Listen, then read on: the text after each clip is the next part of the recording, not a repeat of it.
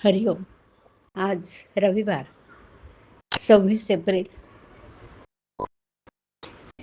2026.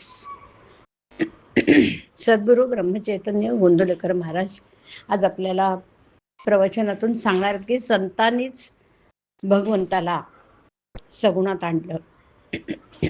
ऐकूया. सर्वात अर्पण भक्ती श्रेष्ठ आहे.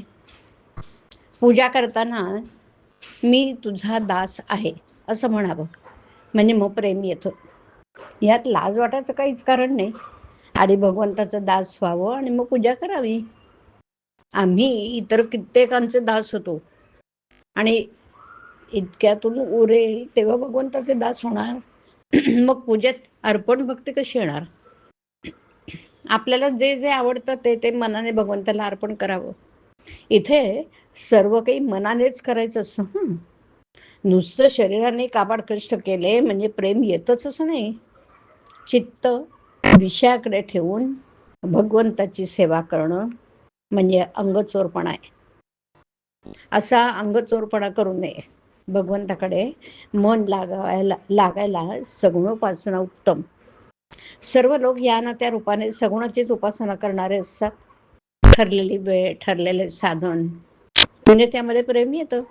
आपण ज्याची उपासना करतो तो तरी सगुणामध्येच असतो ना, म्हणून त्याला सुद्धा मग ती सवय लागते.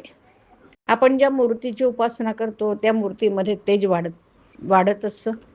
ज्या मूर्तीची उपासना एखाद्या साधूने केलेली असेल तर त्या मूर्तीमध्ये फारच तेज असतं आणि ते पुष्कळ काळ टिकतं. शिवाय ते इतरांनाही उपयोगी पडतं. जगाचं खरं स्वरूप कळण्यासाठी सगुण उपासनाच कारणीभूत आहे. सर्व भोग भोगून काळजी नसणं हे उपासनाचे खरं मर्म. उपासनेचं तेज कसं झळकलं पाहिजे? हे तेज फार विलक्षण असतं. पैशाचं किंवा विद्वत्तेचं तेज तितकं नसतं. ज्याच्या मागे उपासनेचा जोर आहे तोच जगात खरं काम करतो. एक बाई डोळे झाकून बसली म्हणजे तिला एक देवी दिसे. त्या बाईशी देवी बोलत असे आणि प्रपंचातल्या वगैरे इतर सर्व गोष्टी कराव्यात हे सांगत असे. परंतु बाईने ध्यान करणं सोडून दिलं नाही. तिला देवी दिसणं बंद झालं. तसंच एक मुलगा डोळे झाकून बसला म्हणजे त्याला पांढरी दाढी असलेला एक साधू दिसे. कसं वागावं, काय करावं वगैरे सर्व गोष्टी तो त्या मुलाला सांगत असे. परंतु मुलाने ध्यान करणं सोडून दिलं आणि तो दाढीवाना दिसेनास झाला. या गोष्टीचा अर्थ असा की आपल्याला सांभाळणाऱ्या शक्ती आपल्या मागे असतात. त्यांची उपासना आपण सोडू नये. भगवंताला सगुणामध्ये आणला हा संतांचा आपल्यावर फार मोठा उपकार आहे की नाही. संतांनी आपल्याला सांगितलं की ही दृश्य मूर्ती तुझी आहे.